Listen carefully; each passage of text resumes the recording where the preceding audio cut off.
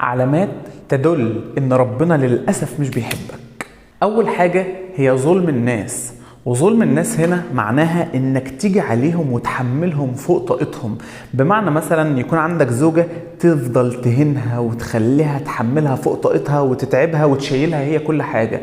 او مثلا تبقى انت في شغلك مثلا تقعد تقلل من قيمة كل الناس اللي حواليك وتحسس نفسك ان انت اعلى واحد فيهم وتهينهم. ده ظلم للناس. انك تاكل حقوق الناس وتمد ايدك في جيوبهم، ده ظلم ليهم. الظالم بمعنى الكلمة في كل علاقاته وفي كل تعاملاته المادية أو غير المادية، ظالم للناس وشايف نفسك أحسن واحد فيهم، ودايما بتيجي عليهم وبتحملهم فوق طاقتهم في حاجات هم ملهمش ذنب فيها، بس عشان البوزيشن بتاعك بس يسمح لك انك تعمل كده فبتعمل كده. فدي علامة من علامات ان ربنا ما بيحبش الشخص الظالم، والله لا يحب الظالمين. رقم 2 هو قلة التوفيق في أي حاجة أنت بتعملها. ركز بقى معايا. يعني مثلا يخش أي حاجة يعملها تفشل، كل حاجة يجي يخش فيها تفشل، الدنيا بتاعته مش سالكة، يطلع من مشكلة يخش في مشكلة، يتكفي على وشه في المشكلة اللي بعدها، مفيش توفيق خالص في الحياة. يخطب مرة واثنين وثلاثة واربعة، ويعني وللأسف البنات اللي هو بيخطبهم أو حتى لو هي اللي كده، يعني الولاد اللي بيتخطبوا لها تلاقيهم وحشين ومفيش انسجام ما بينهم، ومن اقل حاجه بيحصل مشاكل والدنيا بتقوم مفيش توفيق، الدنيا واقفه تتحركش. يجي له مبلغ من المال مثلا يتصرف في لا شيء ويقول لك انا مش عارف انا صرفته في ايه، ما هو عشان ربنا مش مباركه. مفيش توفيق. فمن العلامات اللي ربنا بتبقى باينه قوي على البني ادم ان ربنا ما بيحبوش مفيش توفيق في اي حاجه، تيجي تبص له كده تحس انك اتقفلت منه. هي الناس دي بقى. رقم 3 هو الكسل عن العبادات. وقف لي بقى هنا شوية معلش. تلاقيه سنة واثنين وثلاثة ما صلاش فجر في المسجد في حياته، ما فكرش أبدا أنه ينزل في مرة واحدة بس كده يقوم ينزل يصلي الفجر، لا مش موجود.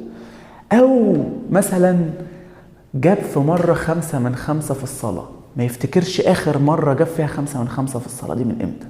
ده وانا صغير جبت 5 من 5، صليت ال5 صلوات كلهم في المسجد، او بلاش في المسجد صليتهم وخلاص، مش في باله.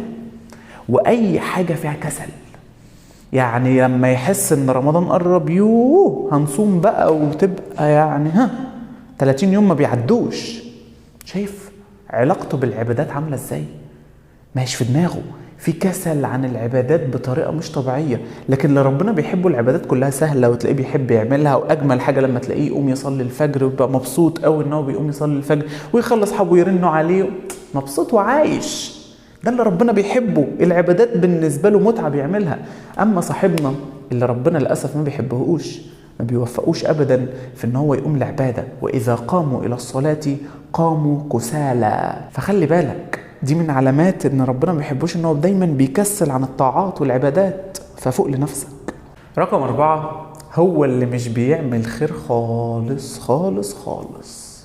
بمعنى مثلا يبقى الراتب بتاعه مثلا يعني 1000 2000 3 10، مفيش منهم 100 جنيه كده تطلع لله، هو مش بتاع خير. يمشي في الشارع مثلا ممكن يقابل ناس محتاجة، او يعرف مثلا ان في هنا في الحتة ديت اسرة فقيرة فيعني يحاول يساعدهم، لا مفيش. يعرف مثلا ان احنا بنجمع مثلا لناس معينة فلوس عشان نساعدهم لان الحالة بتاعتهم يعني ضعيفة شوية، ما يشتركش، ما بيعملش خير، ما بيمشيش في الخير خالص خالص خالص. ودي برضو من علامات اللي ربنا ما بيحبوش. يعني ربنا دايما بيوفق وبيحبب الناس في الخير، وأولئك يسارعون في الخيرات وهم لها سابقون، يعني بيتسارعوا وبيتسابقوا في الخير. ده مش في دماغه ان هو يعمل اي خير. خلي بالك العلامات دي لو ظهرت فيك او حسيتها، هو انا اللي انت بتتكلم عنه ولا ايه؟ فاعرف ان الفيديو ده اشارة ليك، وركز ان ربنا ما يكونش بيحبك.